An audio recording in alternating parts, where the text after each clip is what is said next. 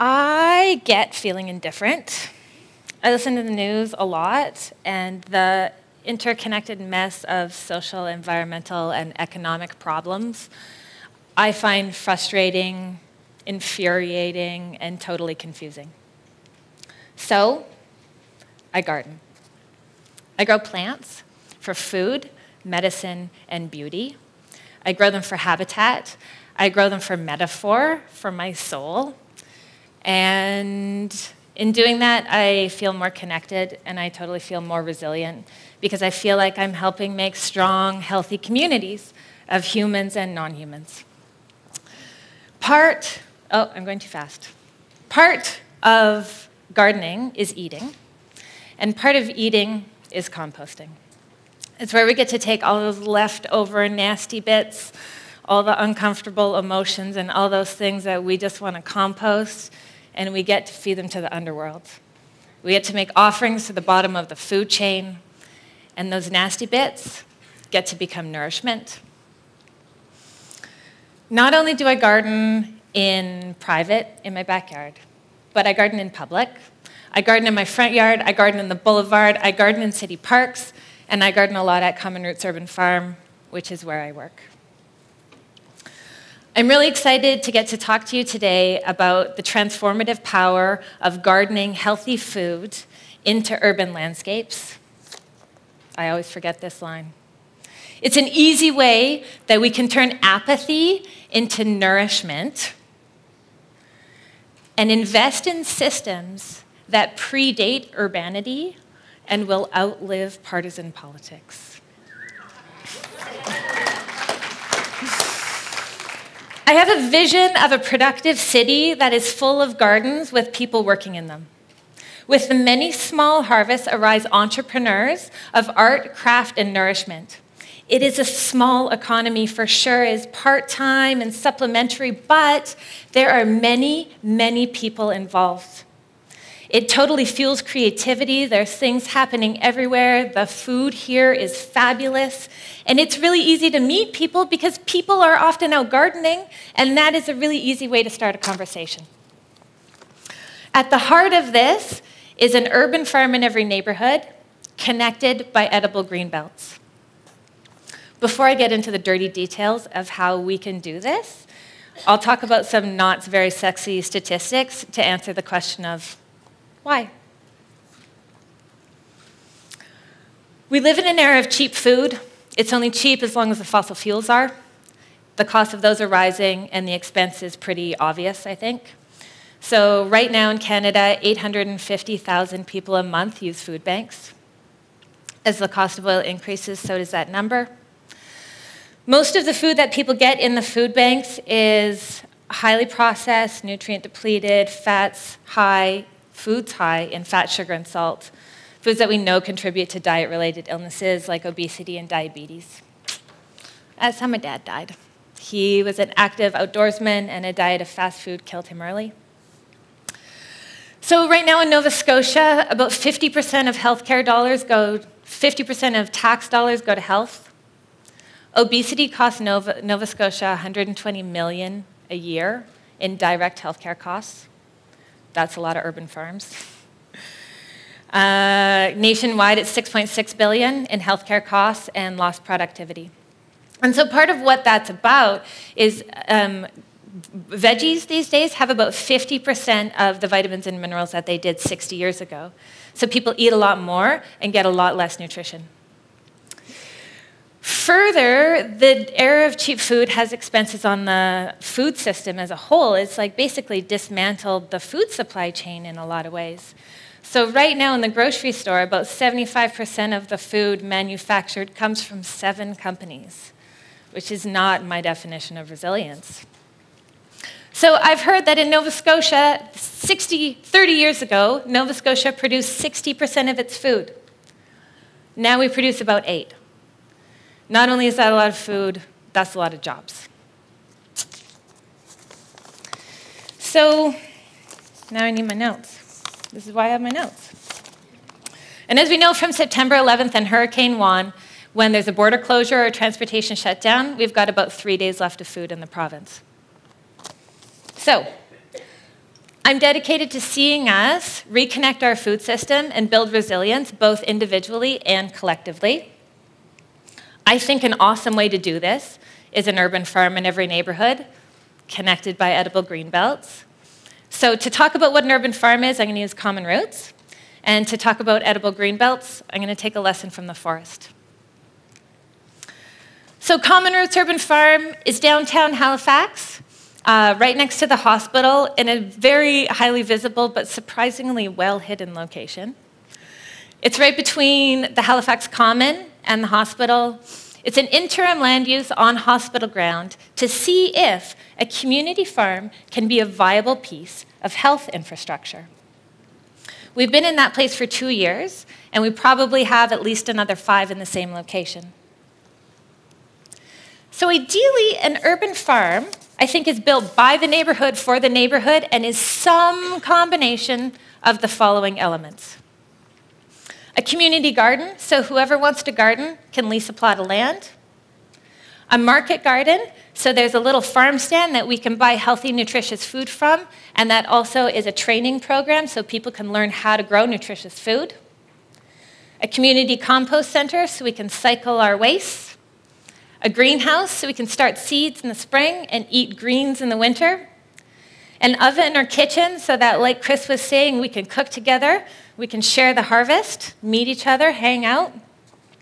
And a food forest, so that we can we can work our perennial food systems, and that's sort of our seed bank for the edible green belts. So Common Roots has 3.5 of those. The half is that we have an awesome educational compost program, but it is not a community compost center. Do not bring us your food waste, but we will happily put your indifference to work.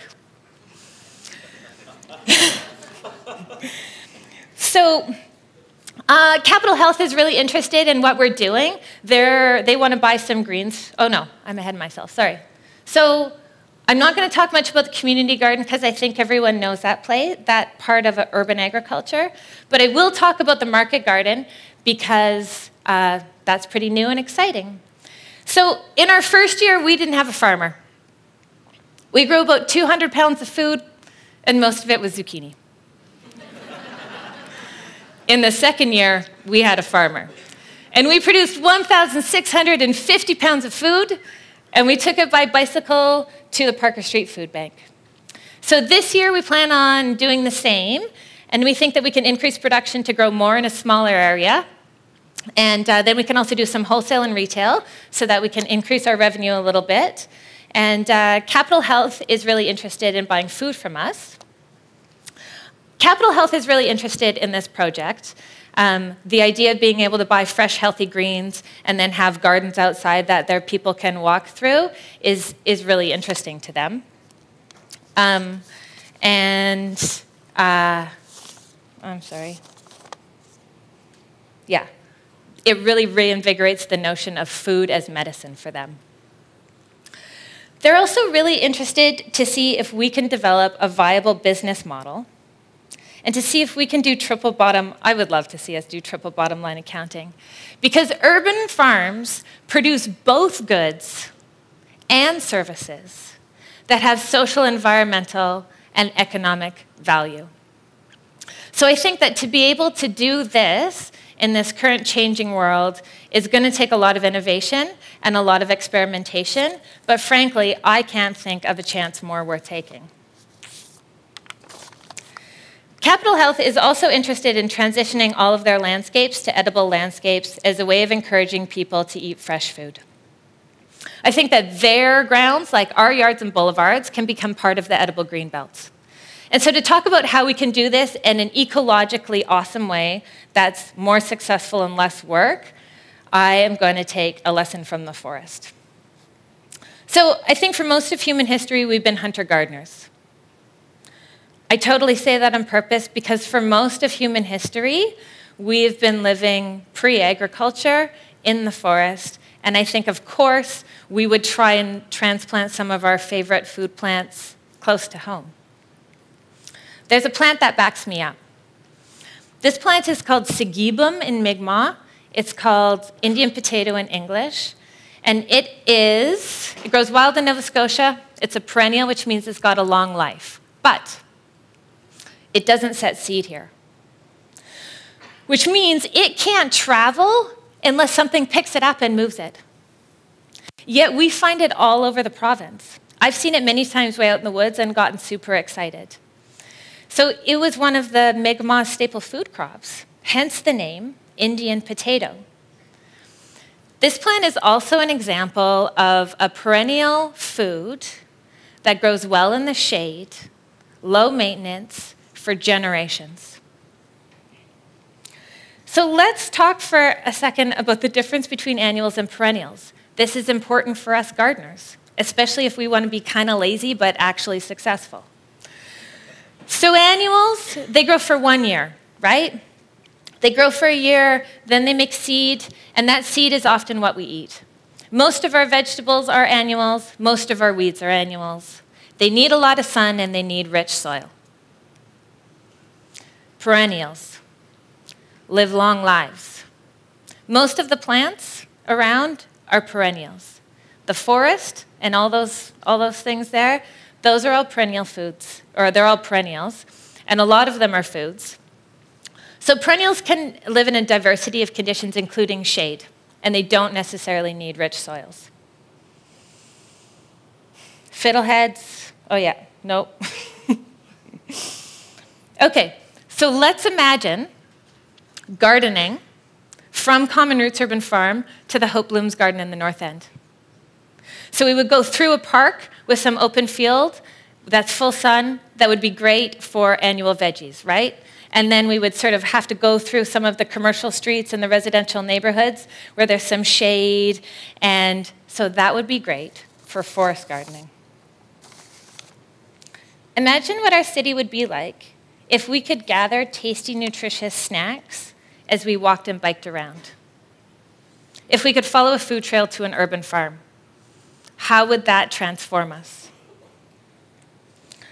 So for most of human history, we've been in perennial ecosystems. It's only 5,000 years ago that we created agriculture, and only 500 years ago that we started to transport those things around and have the commodification and commercialization of food.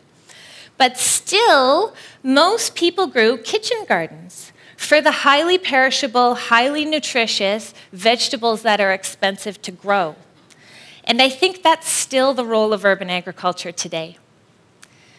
And it's really only 70 years ago that we've taken the technology of the nitrogen bomb and turned it into nitrogen fertilizer and created fast food for vegetables that have created the nutrient-depleted supermarket foods that we see today, and the collapse of the small farm, and then the rise of diet-related illnesses. We can see the social, environmental, and economic impacts of that. And I think we all want more jobs in the green economy, yeah? So Common Roots is, my proposal is that we develop an urban farm in every neighborhood and connect them with edible green belts. I think that this will increase our individual and collective resilience. Common Roots is an example of an urban farm working to do that. At the heart of the farm is a market garden where we grow nutritious vegetables. And the food forests are the seed banks for the edible green belts that nourish our city streets. And what we've really noticed on the farm is that when people come and do a little bit of good, hard work, they feel great. So there's a couple of really easy places that we can all start, at the end and at the beginning. Composting is good and easy. We can take all those nasty bits, all the uncomfortable, leftover kind of gross things, and we can mix them with a whole lot of leaves and stir them with our anger and cure it with a little patience and make genuinely good food for the future. And to give us life to feed, may I offer us all a pretty easy mission for this summer. How about we all plant 3 I forgot my slides. Look at all that. Here we go. Can we plant 3 berry bushes in a boulevard of your choosing? High bush blueberries are great. They're great. They love it here. I love blueberries. If you can't afford to buy them, learn how to propagate them. It's free and empowering. Don't worry about trying to do it right. Gardening is really easy, and it's in your DNA. Plants want to grow.